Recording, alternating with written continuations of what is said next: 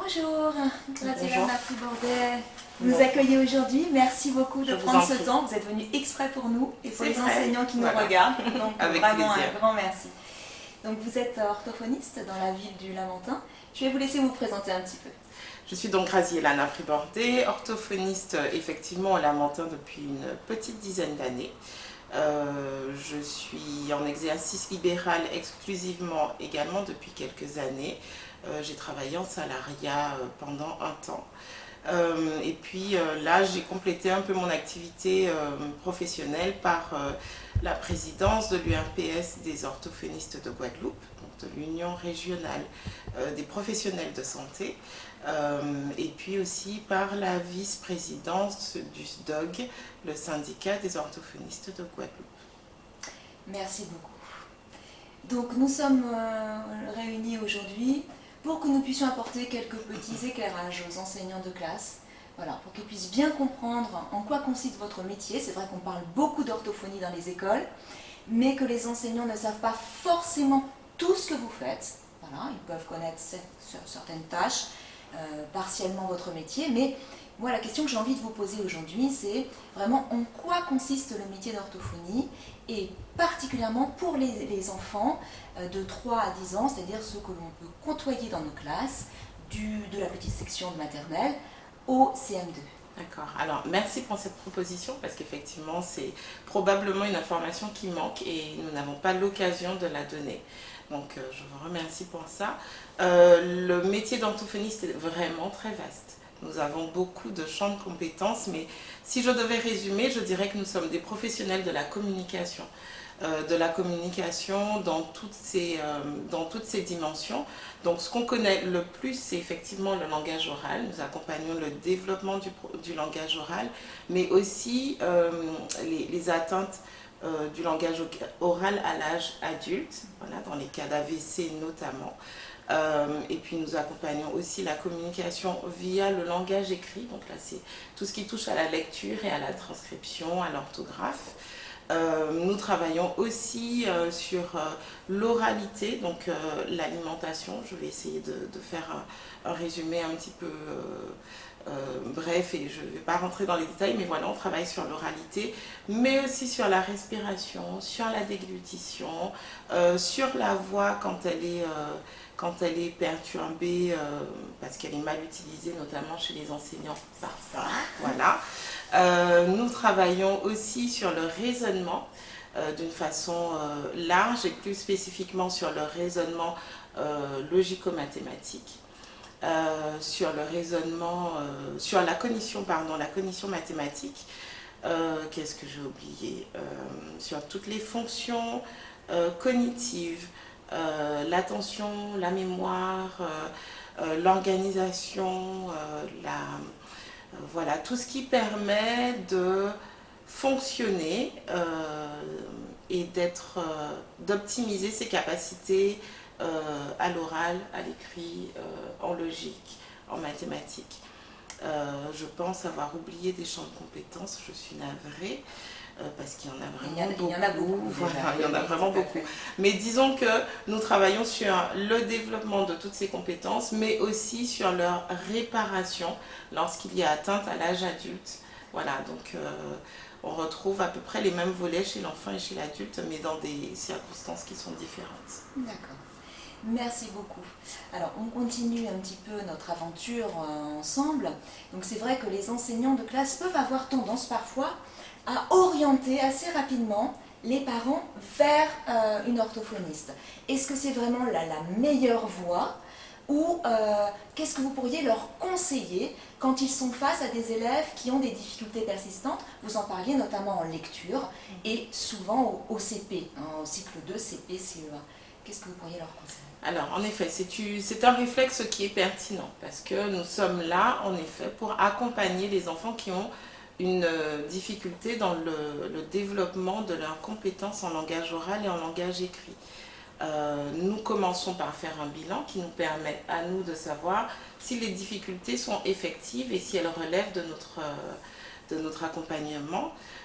Il faut savoir dans un premier temps que nous n'intervenons qu'en cas de pathologie. Nous appartenons au domaine médical, paramédical. et nous n'intervenons que si l'atteinte est significative. C'est le bilan qui nous permet de l'estimer. Nous travaillons avec les enfants sur de très longues périodes. Voilà, souvent ça prend du temps parce que les difficultés sont difficiles à résoudre, enfin en tout cas on cherche une normalisation des compétences de l'enfant et on prend parfois du temps à trouver à atteindre cette normalisation. C'est pour cette raison que nous avons beaucoup d'attentes et que les demandes ne peuvent pas être satisfaites rapidement. Voilà. Donc, le réflexe de nous envoyer les enfants est pertinent, mais nous ne pouvons pas y répondre. Et notre réflexion actuelle concerne vraiment la prévention, dont les enseignants sont des acteurs privilégiés finalement, parce qu'on se rend bien compte que les enfants ont parfois accumulé du retard parce que le bain dans lequel ils ont évolué n'a pas proposé suffisamment de stimulation adaptée à leur développement, non pas par mauvaise volonté, c'est pas parce que les parents ne veulent pas, mais c'est parce qu'on n'est pas forcément correctement aiguillé en tant que parents, qu'on ne sait pas forcément comment bien accompagner nos enfants pour qu'ils soient au maximum de leurs compétences. Voilà. Notre travail, à nous, ortho, mais aussi à tous les professionnels qui encadrent les enfants, c'est bien d'accompagner les parents en leur donnant les éléments les plus pertinents pour qu'ils accompagnent au quotidien leur enfant. Ils sont nos partenaires principaux et il faut juste leur donner des astuces et alors je dis juste, je m'entends, c'est pas facile, voilà. C'est pas facile à faire et c'est pas non plus facile à entendre pour le parent, voilà, qui est expert de son enfant, mais qui n'a pas forcément suivi d'école de la parentalité, qui ne sait pas toujours comment accompagner son enfant au mieux. Donc, dans un premier temps, dans un monde idéal, la prévention commencerait donc à la maison, parce que oui, les enfants ont des difficultés d'apprentissage, mais parfois ça peut être résolu par un accompagnement adapté à la maison. Ça peut aussi être résolu dans la classe, au sein de la classe, par des aménagements.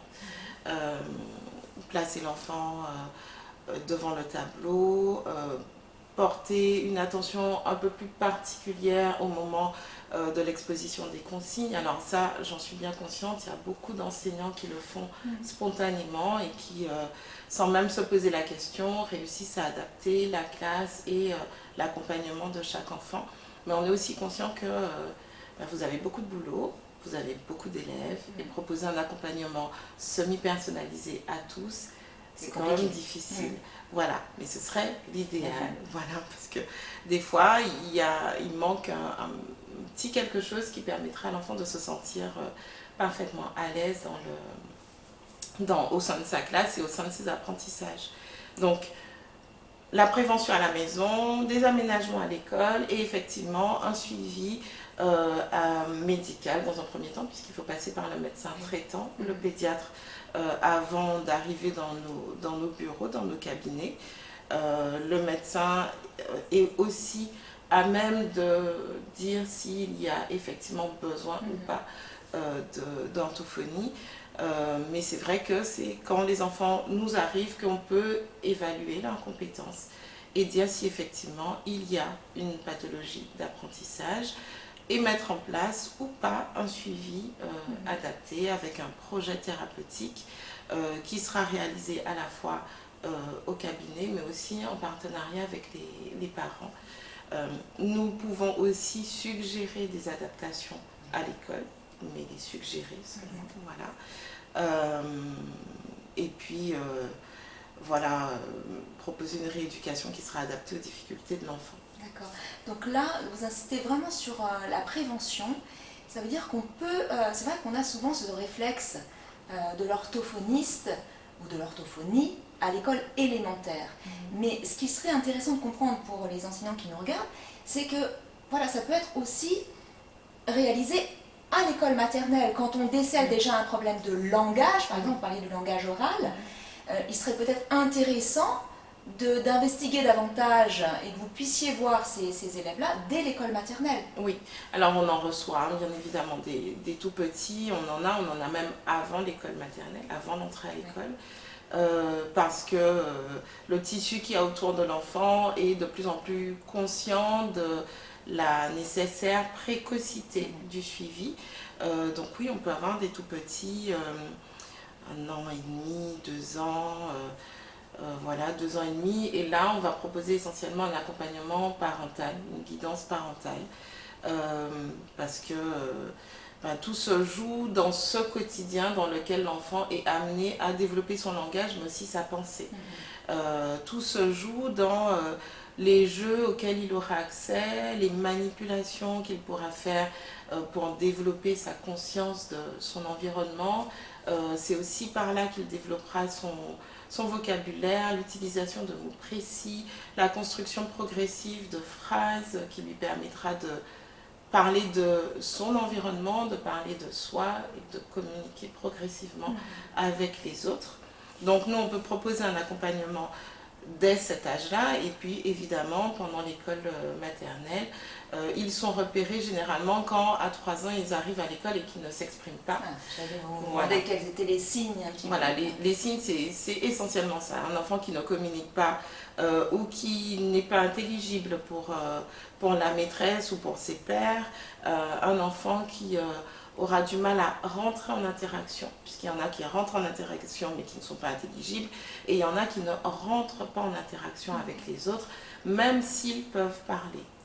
Voilà, donc les signes d'alerte seront effectivement ceux-là, les principaux signes d'alerte. Ensuite, quand on a des enfants qui ont des conduites répétitives ou qui ont du mal à canaliser leur comportement au sein de la classe, ça peut aussi être un signe d'alerte, même si il n'y a pas forcément de trouble développemental derrière, ça peut être autre chose. Donc voilà, dès l'école maternelle, en effet, on peut être amené à recevoir les enfants et à les accompagner. Mais voilà, souvent on se retrouve avec ces enfants-là dès les petites classes, et puis on continue à travailler avec eux pour l'acquisition du CP, parce que parfois les difficultés sont liées, et même si on a travaillé sur le langage oral, on peut avoir des difficultés en langage écrit. Et c'est aussi pour ça qu'on se retrouve avec un emploi du temps plein à craquer, une liste d'attente pleine à craquer, et l'impossibilité de donner suite aux demandes plus récentes. Oui, donc ça peut être en effet des suivis sur plusieurs années. Ça arrive. Voilà, ça peut arriver. Alors, vous parliez justement de votre emploi du temps qui était plein à craquer, voilà, et c'est un petit peu la problématique qu'on retrouve aussi à l'école, puisque même si les enseignants vont rencontrer les parents en leur disant bon, ce serait bien quand même que vous puissiez emmener votre enfant chez l'orthophoniste pour faire au moins un bilan, que l'on sache si s'il a besoin d'un suivi ou pas, et puis les parents répondent mais j'ai appelé, je n'ai pas de place, je suis sur liste d'attente. Alors, qu'est-ce que l'on peut faire? Est-ce que l'école, dans le cas d'élèves qui vraiment en auraient besoin, qui ont été diagnostiqués par la psychologue scolaire,